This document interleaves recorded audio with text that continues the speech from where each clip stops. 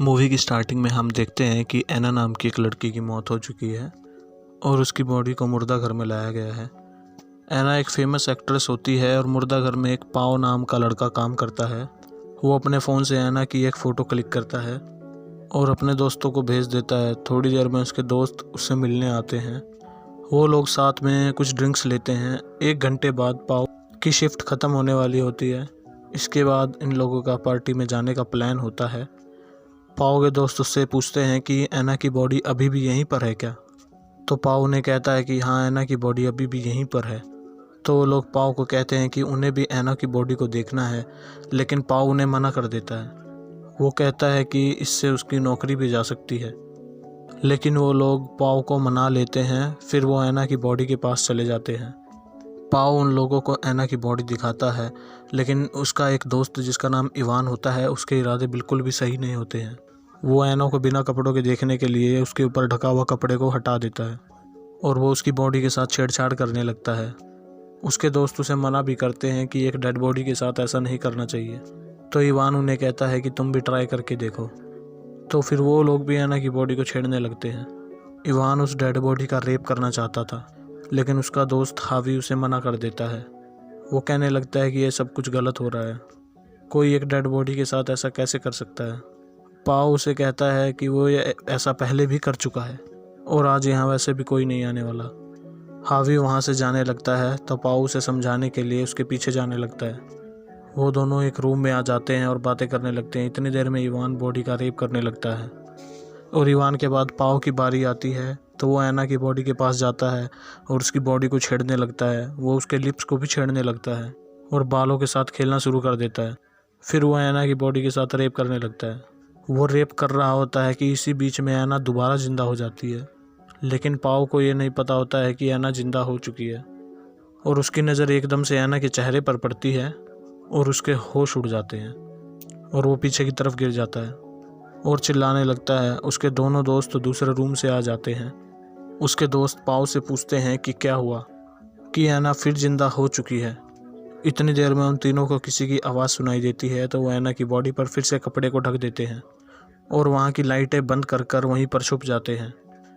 एना बहुत कोशिश करती है कि वो किसी तरह उस आदमी को कोई इशारा कर पाए, लेकिन वो कुछ नहीं कर पाती। वो अपनी बॉडी को मूव नहीं कर पा रही होती और ना ही कुछ बोल पा रही होती है। वो आदमी एक दूसरी डेड बॉडी को रख कर वहाँ से चला जाता है, लेकिन जाते वक्त वो उस जगह को बाहर की तरफ से लॉक करके चला जाता है। फिर वो तीनों बाहर आते हैं और इवान एना को मारने का प्लान बनाता है। वो कहता है कि अगर इसे नहीं मारा तो वो बाहर जाकर सब कुछ बता देगी, लेकिन हावी उसे ऐसा करने से रोकने लगता है। वो कहता है कि हम इसे नहीं मार सकते और कहता है कि तुमने गलत किया और तुम्हें इसकी सज़ा मिलनी ही चाहिए। वो लोग वहाँ से बाहर जाने लगते हैं। तभी उन्हें पता लगता है कि गेट तो बाहर से लॉक हो चुका है। इवान पाओ से लॉक की चाबी मांगता है तो पाओ कहता है कि उसके पास कोई चाबी नहीं है। हावी हेल्प के लिए चिल्लाने लगता है, लेकिन इवान उसे मारने लगता है। वो नहीं चाहता था कि यहाँ पर कोई आए और एना को बचाए, क्योंकि ऐसा होने पर एना सबको सच बता देगी और ये लोग जेल चले जाएंगे। हावी के सर पर चोट लग जाती है और उसका काफ़ी सारा खून बह जाता है। पाओ और इवान हावी को उठाकर एक दूसरे कमरे में ले जाते हैं। इवान पाओ को एना की बॉडी लाने के लिए बोलता है और पाओ एना की बॉडी को लेकर आ जाता है। फिर पाओ अपने कोवर्कर को फ़ोन लगाता है ताकि वो लॉक खोल सके। इसके बाद वो आदमी वहाँ पर आता है, लेकिन एना वहाँ पर चिल्लाने की कोशिश करने लगती है, लेकिन इवान उसका मुंह बंद कर देता है। हावी की सांसें नहीं चल रही होती हैं और वो वहीं पर मर जाता है। पाओ रोने लगता है और कहने लगता है कि ये क्या हो गया, हमने अपने ही दोस्त को मार दिया। इवान पाओ को कहता है जो हुआ वो एक एक्सीडेंट ही था, और वो साथ में पाओ को कहता है कि अगर हमें जेल जाने से बचना है तो हमें एना को मारना ही होगा और हावी की बॉडी को भी कहीं ठिकाने लगाना होगा। दूसरी तरफ एना बड़ी मुश्किल से अपने आप को नीचे की तरफ गिराती है और हावी की जेब से उसका फ़ोन निकाल कर हेल्प के लिए फ़ोन लगा देती है। तभी वहाँ पर इवान आ जाता है और एना से फ़ोन को छीन लेता है। इवान कॉल हिस्ट्री चेक करता है तो देखता है कि एना ने एक कॉल लगा दी थी, लेकिन वो कॉल कनेक्ट नहीं हो पाती। फिर पाओ और इवान एना को मुर्दा घर में ले जाते हैं। हावी की बॉडी को छुपाने के लिए इवान एक कंटेनर लेने के लिए चला जाता है। वहाँ एना पाओ को बताती है कि हावी अपने आप नहीं मरा था, बल्कि इवान ने उसका गला दबाकर उसको मार दिया था। पाओ शॉक हो जाता है, लेकिन वो एना की बात पर विश्वास नहीं करता। फिर वो ऐना को बांध कर वहाँ से चला जाता है। इसके बाद ऐना अपने आप को छुड़ा कर वहाँ से खड़ी होकर निकलने की कोशिश करती है, पर वो खड़ी नहीं हो पाती और नीचे गिर जाती है। वो क्रॉल करते हुए धीरे धीरे लिफ्ट के अंदर चली जाती है और ग्राउंड फ्लोर का बटन दबा देती है, लेकिन लिफ्ट का गेट बंद होने से पहले ही इवान वहाँ पर आ जाता है और ऐना को घसीटता हुआ दोबारा मुर्दा घर में ले जाता है। वो लोग सोच रहे होते हैं कि ऐना को कैसे मारना है।